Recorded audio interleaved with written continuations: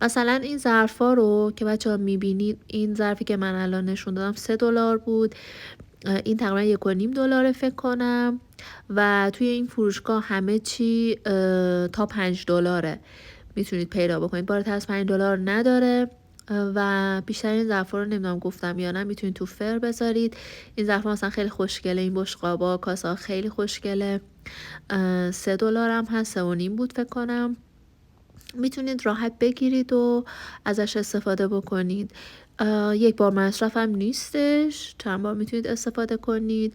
بعضیشون کیفیت خوبم داره که اینجوری هم نیستش که کیفیتشون بد باشه، ولی حتما دقت کنید و ببینید که میتونید توی ماشین ظرفشویی بذارین یا نه. بعضیاشو که من خریدم راحت تو ماشین ظرفشویی میذارم و مشکلی هم نداره.